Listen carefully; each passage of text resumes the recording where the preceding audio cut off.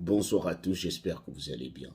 Alors, j'ai été contacté par plusieurs de mes abonnés, plusieurs alligators qui vivent déjà ici aux États-Unis, qui sont arrivés peut-être l'année dernière, peut-être il y a 2 ans, et qui se sont déjà mariés.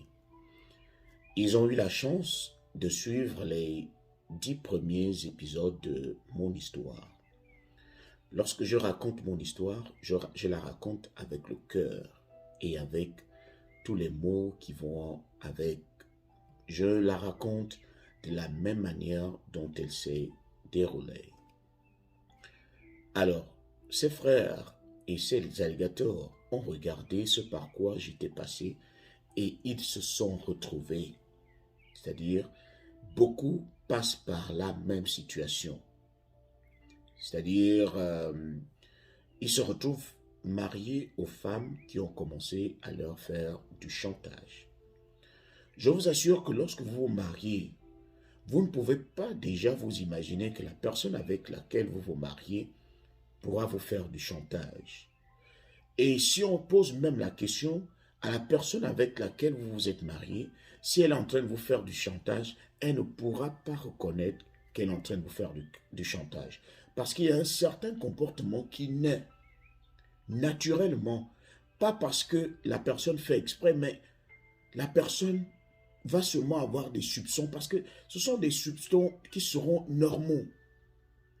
C'est-à-dire la personne va toujours vouloir se rassurer si vous êtes marié avec elle par amour ou bien parce que vous voulez les papiers. Je vous assure, ce n'est pas chose aisée que de donner des papiers à quelqu'un. Ce n'est pas chose aisée. Surtout si la personne vous aime. Imaginez que vous vous mariez à une Américaine qui vous aime et qui veut se rassurer que vous également vous l'aimez. Ne voyez pas seulement cela de votre côté. Ne vous dites pas que c'est elle qui ne veut pas vous aider. Parce que moi, j'ai su me mettre à la place de Britney, à la place de mon ex-épouse.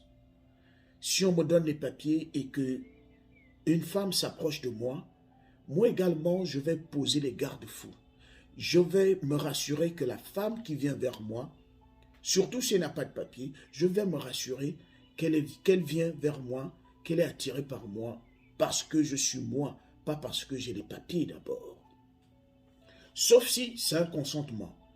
Mais du moment où si je décide de faire du sérieux avec elle, je vais forcément me rassurer qu'elle est réellement avec moi pour toujours, pas pour que lorsqu'elle va avoir les papiers, elle va chercher à partir.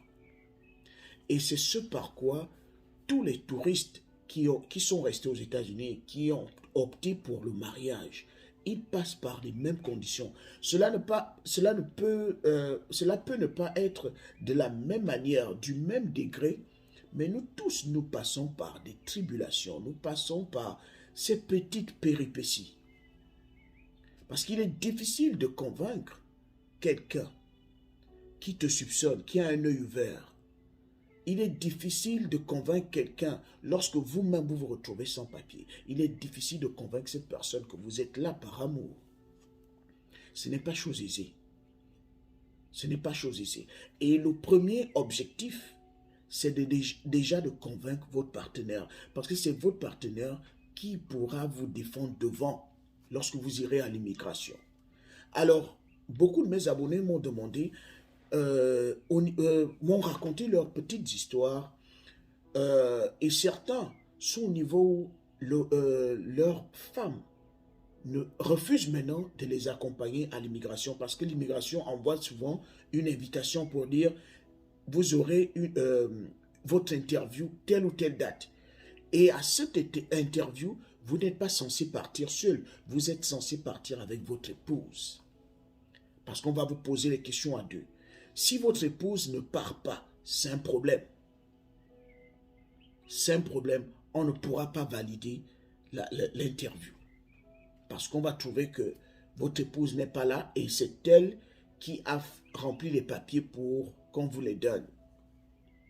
Donc vous avez besoin qu'elle soit là. Ou si vous êtes une femme et que vous êtes dans la même situation, vous avez besoin que votre mari soit là pour vous soutenir. Mais s'il décide de ne pas vous accompagner, cela ne va pas vous arranger. Vous savez, dans mon histoire, je pense qu'il y a un des épisodes où je disais que Britney avait bloqué mon passeport. Elle ne voulait plus me le remettre. J'avais appelé la police. Et lorsque Britney était venue me remettre le passeport, c'était au boulot. Avant qu'elle ne vienne, j'étais allé voir mon patron et mon patron m'avait donné un conseil. Il m'avait dit, je sais que tu es fâché, vous ne vous parlez pas, mais ferme un œil, avale la salive. Je sais que tu as ton orgueil, je sais que tu as ceci, mais essaye de recoller les morceaux.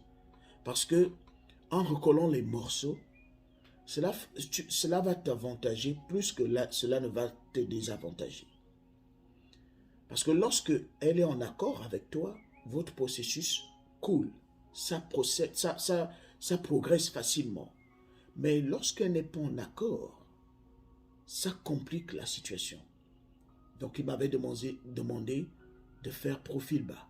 Même si j'avais mon orgueil d'homme, même si j'avais mes convictions, mes principes, j'étais obligé d'aller encore demander pardon, même si je savais que j'avais raison. Tout simplement parce que je voulais garder le couple uni pour le processus des papiers. Donc, si vous avez la possibilité de faire en sorte que votre femme arrête de vous soupçonner, ou bien si vous avez la possibilité de faire en sorte que votre femme baisse la garde, essayez de vous comporter comme elle veut. Parfois, cajolez-la. Donnez-lui plus d'argent si c'est l'argent qu'il faut. Mais à un certain niveau. Si vous voyez que ça devient déjà trop, un conseil.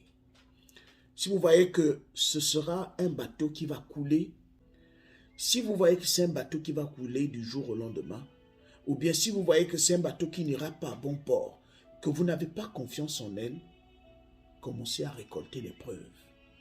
Si elle vous injurie, si elle vous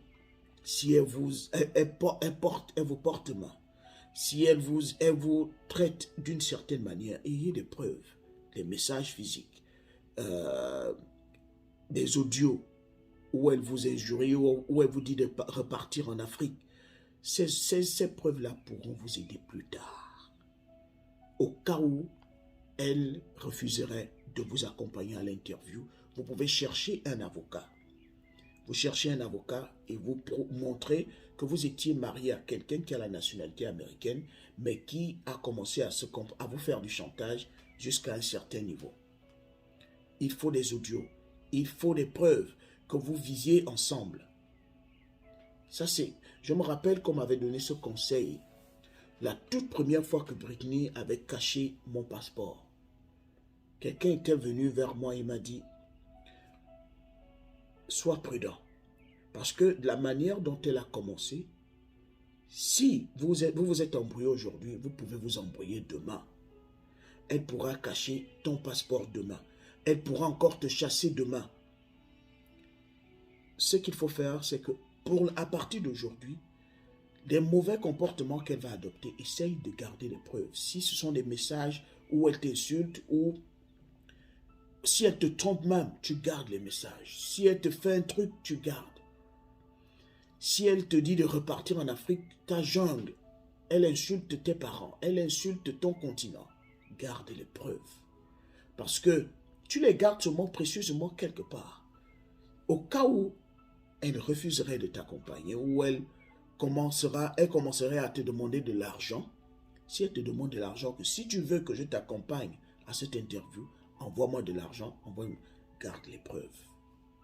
Tu auras besoin d'un avocat plus tard. Et essaye d'avoir des factures en votre nom, vos deux noms. Moi, j'avais eu l'avantage que ma femme, mon ex-épouse, à l'époque, avait directement, une fois on s'était mariés, on s'était rendu au Social Security Office, au bureau du numéro de sécurité sociale, pour qu'elle change son nom. Elle avait directement pris mon nom au bien. Donc, c'était une preuve indéniable qu'on était mariés sérieusement, parce elle portait déjà mon nom. Et elle avait déjà son numéro de sécurité sociale en mon nom, avec mon nom dessus. Britney Obiang. Donc, une fois que vous vous êtes marié, demandez déjà à votre femme de porter votre nom. Parce que vous aurez besoin de cela le jour de l'interview.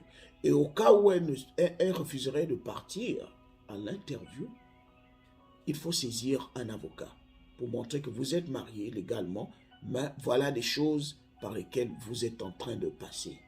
C'est important. Surtout, n'oubliez pas de vous abonner à la chaîne Général Alligator sur YouTube. N'oubliez pas de commenter. N'oubliez pas de partager les publications. Si ces publications arrivent à vous intéresser, elles peuvent intéresser plusieurs personnes. Et si je m'étais permis de raconter mon histoire, c'est parce que je voulais qu'elle influence beaucoup de personnes qui seront dans la même situation. Donc, ne gardez pas la publication pour vous, s'il vous plaît. Et pour ceux qui m'écrivent sur TikTok, il y a des milliers et des milliers de messages. S'il vous plaît, si vous voyez que je ne réponds pas sur TikTok, venez me chercher sur YouTube. Sur YouTube, il n'y a pas encore trop d'affluence. Essayez de m'écrire parce que sur YouTube, je passe plus de temps sur YouTube maintenant que sur TikTok. On se retrouve prochainement.